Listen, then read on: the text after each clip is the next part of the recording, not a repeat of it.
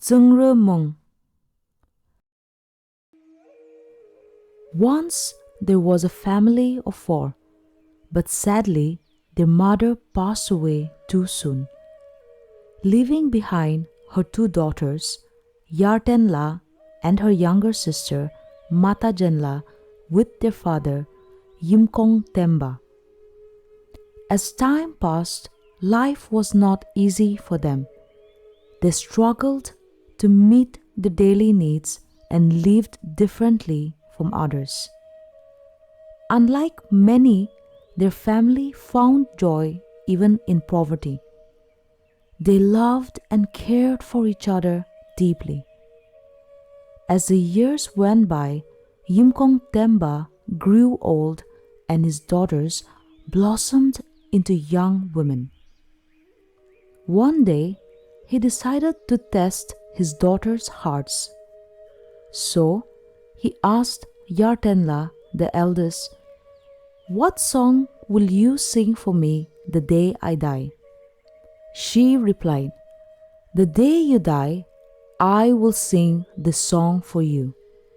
Then she began to sing, "O Father Yimkong Temba, O the one who holds a sharp-edged dao and a small spear, toiling in the fields of the rich, the one who finished a plate of rice porridge." Hearing this, Yimkong Temba's face fell. He did not like the song. He then asked his younger daughter, "What song will you sing for me the day I die?" Matajenla replied, "Father, the day you die, I will sing the song."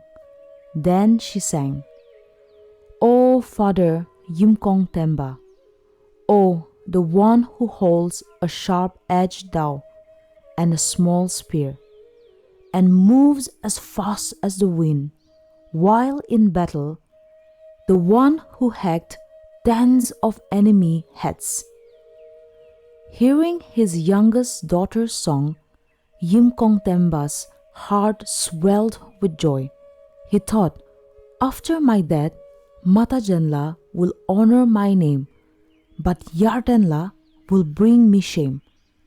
With this thought, he made a terrible decision to end Yartenla's life.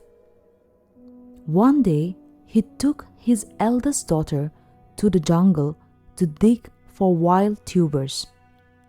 After searching, they found a big tuber vine and began digging. From morning till noon, they worked hard, making a deep pit in the ground. As he kept digging, the father said, "Bring me a strong tree branch so I can climb out with these tubers." She cut a small tender tree with many branches and lowered it down. Holding the tubers, the father crawled up, using the tree as a ladder. Once he was out, he instructed her, "Go down and check if any tubers are left." The moment she stepped into the pit, her father quickly removed the tree and covered the pit's mouth with a huge flat rock. Then he picked up the basket of wild tubers and walked home. When Matajenla saw her father return alone, she asked, "Father, where is my sister?" He replied, "She must be coming behind me." After waiting for a while, she asked again, "Father, has my sister reached home yet?" Unbothered, the father repeated, "She must be on her way." But when her sister never arrived, Matajenla became worried. She decided to go to the village gate to look for her. As she walked, The sky grew dark and she started to fear. Still, she went on, calling her sister's name and walking deep into the jungle. Suddenly, she heard a faint voice calling back.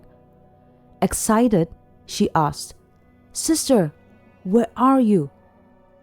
Yartenla's weak voice replied, "Remove the rocks you see and come further." Mata Janla began moving the rocks one by one. But with each rock she lifted, she found something terrifying. First a snake, then a spider, then a scorpion. Frightened by the dangerous creatures, she called out, "Sister, how can I reach you?" Yartenla replied, "Pluck some leaves and place it on top of each insect you see, then walk over them." Mata Janla moved forward, stepping carefully over the dreadful creatures. Finally, she reached a large rock and stood upon it. She called out, "Sister, where are you?" A weak voice replied, "I am under the rock you're standing on." Mata Janla quickly removed the rock and looked inside the pit. There she saw her sister had turned bald.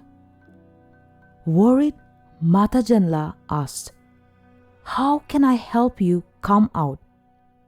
Yartenla said, "There should be a tree nearby with many branches. Find it and lower it into the pit." Mata Janla searched and soon found it. She lowered it into the pit, helping her sister climb up to safety. Once Yartenla was out, she told her younger sister everything their father had done. Hearing the story, Mata Janla was scared. "If we go home, father might scold us. Or worse, he might try to kill us again," she said. So the two sisters made a decision to run away deep into the jungle, never to return. Meanwhile, the villagers soon realized that Yimkong Temba's daughters were missing.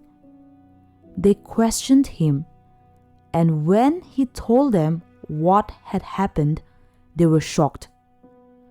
Fearing that the eldest daughter must be dead, the villagers rushed to the spot where the tuber had been dug. They found the bark of a sumac tree with steps carved into it, but the sisters were nowhere to be seen. Meanwhile, the sisters wandered through the jungle, searching for a safe place. After a long journey, they finally reached a village. Desperate, they told the villagers their story and begged for shelter. But when the villagers saw Yartenla's wounds, they became suspicious. "What if they bring danger to our village?" they whispered among themselves. They refused to let the sisters stay. The girls pleaded again and again.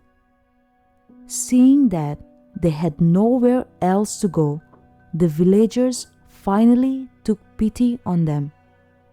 "You may stay, but only at the outskirts of the village," they said, and built a small hut made of fern leaves for them. They also allowed the sisters to farm on a half-burnt community field near the edge of the village. That same year, a strange old man came to the village.